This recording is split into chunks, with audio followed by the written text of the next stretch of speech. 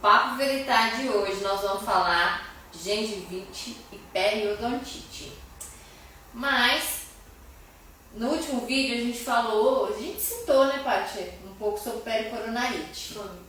E aí algumas pessoas mandaram um direct pra gente questionando, né, o que é a pericoronarite, e achei pertinente a gente começar definindo.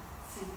A pericoronarite ela é a inflamação da gengiva ou do capuz gengival ali que fica sobre o dente do juízo ou o terceiro molar, como vocês já aprenderam. É como se o dente está aqui e a gengiva aqui por trás, né? Lá no fundo, ele estivesse recobrindo uma parte assim do dente. Né? E ela incha, né? Ela inflama, ela dói. Eu já vi casos de pericoronarite da pessoa chegar com assimetria. De chegar com o rosto inchado, aí de estar com trismo, e aí trismo é a dificuldade de abrir a boca, né, ou fechar. E a gente tem que tratar essa pericoronarite antes até de remover o dente do juízo, e essa é uma das indicações para tirar esse caso, né?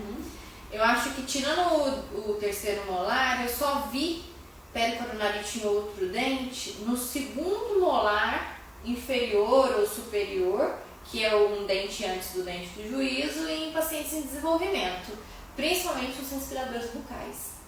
Eu já vi em pacientes que o segundo molar estava erupcionando ainda, né, nascendo, e inferior.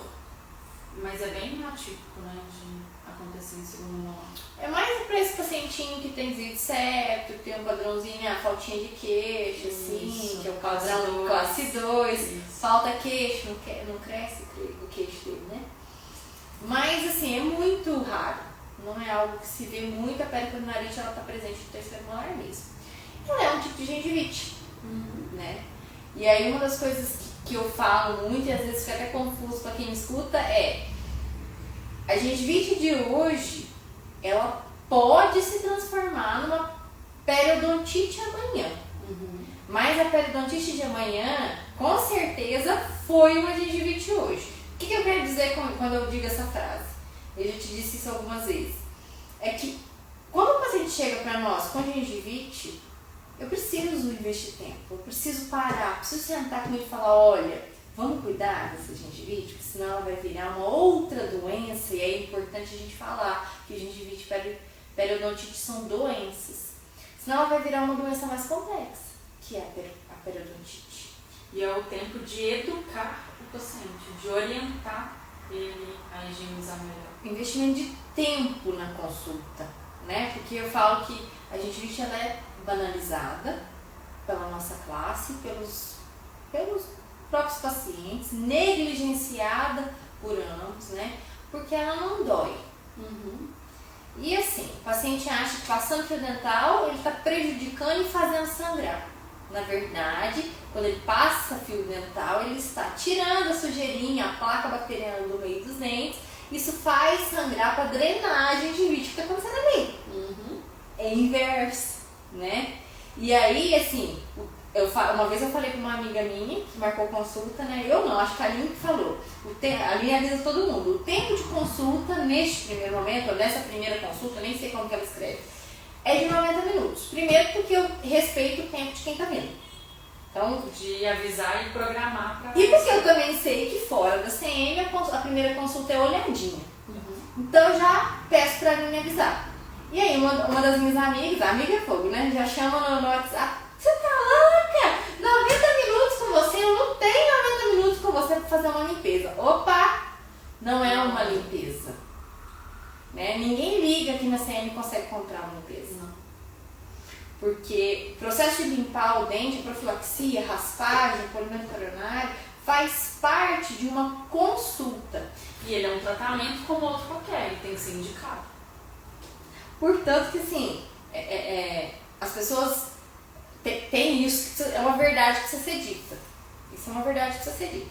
As pessoas ligam no consultório, mandam mensagem no consultório odontológico pedindo para comprar uma limpeza.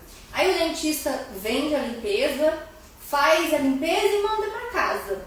Dali um mês, 2 que seja, ele vai ter um problema. Se ele tiver algum problema de dente, vai ter uma dor de dente ou um dente fraturado, e a primeira coisa que o paciente faz você que tá aí tá assistindo, você sabe, é reclamar do dentista que atendeu ele há 2 meses. Eu fui no dentista e ele não viu isso. Como que ele não viu isso? Como que ele não viu isso, Poliana? É uma frase. Patrícia, tinha como ele não ver isso? A gente escuta isso de monte aqui.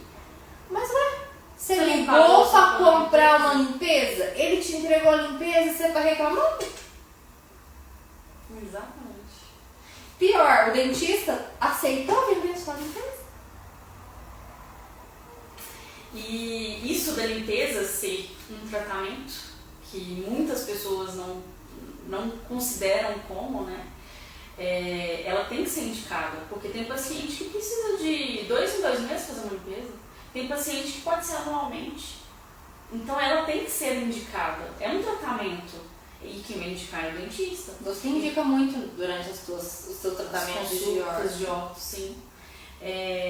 Eu falo com o paciente para, mesmo com o aparelho, o ideal é fazer consultas frequentes, né, de limpeza, e assim, a média ali que eu considero é de 4 em 4 meses, porque a gente sabe que a higienização com o aparelho, principalmente o fixo, ela é mais deficiente. Tem muita coisa ali na boca. Pior nos adolescentes, mas também acontece nos adultos. Nos adultos também acontece. É como se eles fossem começando a ficar com preguiça de passar o fio dental atrás de cada fio, ou escovar os dentes, não escova mais direitinho. Então, assim, é bem geral. É raro os pacientes que têm higienização. Mas aí que entra o dentista, né? De orientar. O tempo. Não é, eu vim fazer manutenção ortodôntica, detesto isso. Não, você vem com uma consulta. Uma consulta do seu tratamento. Né? E aí você para, você olha, não tá escovando, por que tá acontecendo?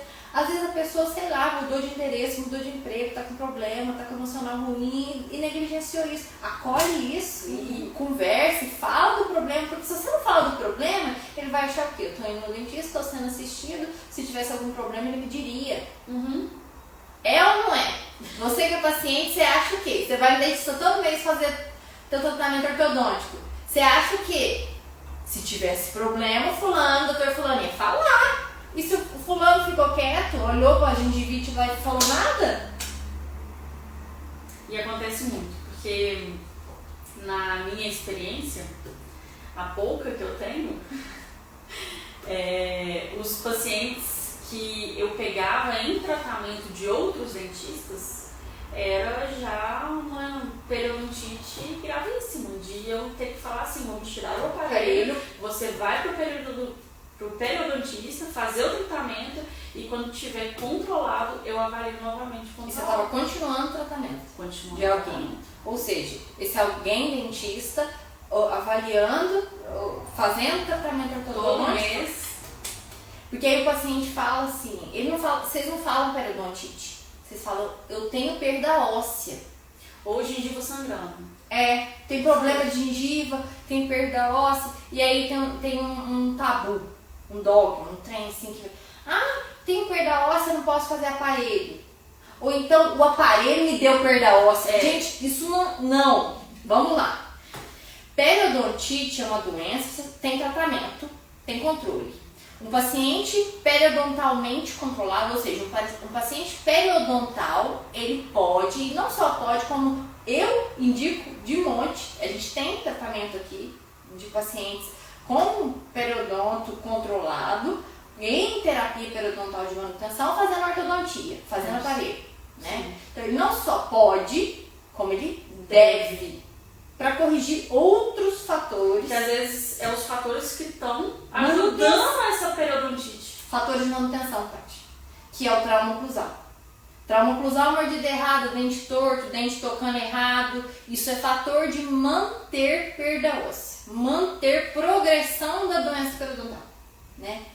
Agora, um paciente em atividade da doença, tá sangrando, tá com cheiro ruim, aí a gente tem que falar do mau hálito que a periodontite gera. A própria gengivite já gera um mau hálito do caramba, né? Uma vez meu irmão falou pra mim, nossa, por que a boca do fulano, boca fede? Na hora de conversar, exala. De longe, né?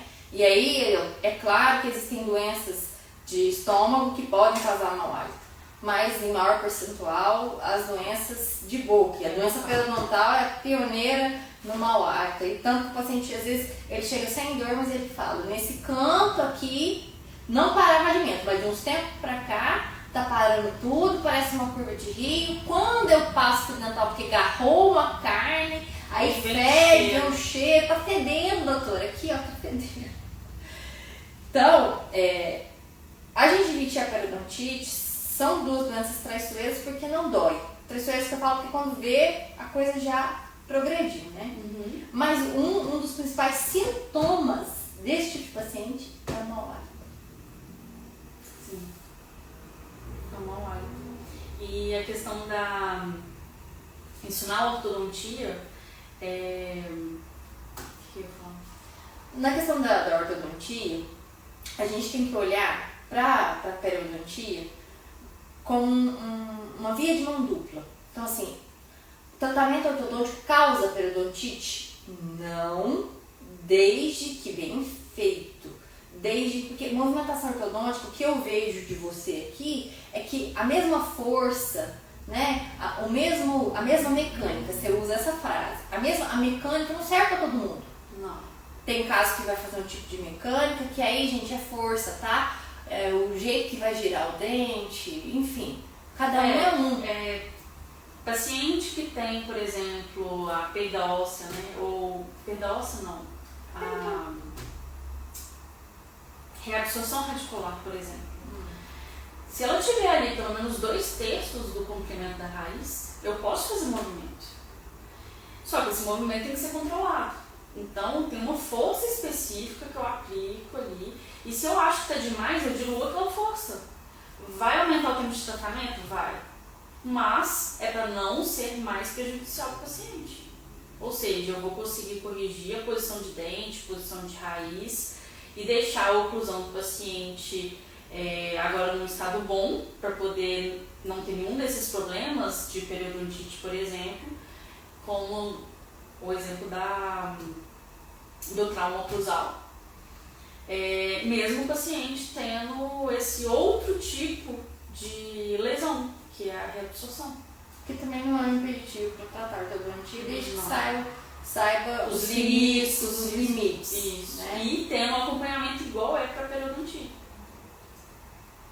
Vira e mexe, sim, até hoje, mas mais quando às vezes eu ficava mais na prótese, que hoje já não faço tanta prótese mais aqui, né, por N motivos, que a gente pode falar disso no outro vídeo, mas a gente tinha pacientes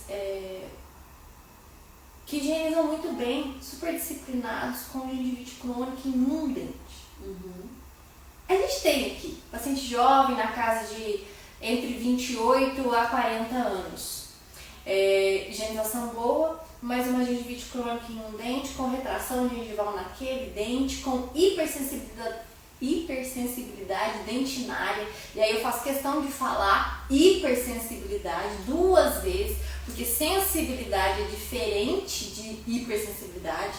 A hiperpatológica, a sensibilidade é fisiológica, e a gente pode falar disso também mais pra frente.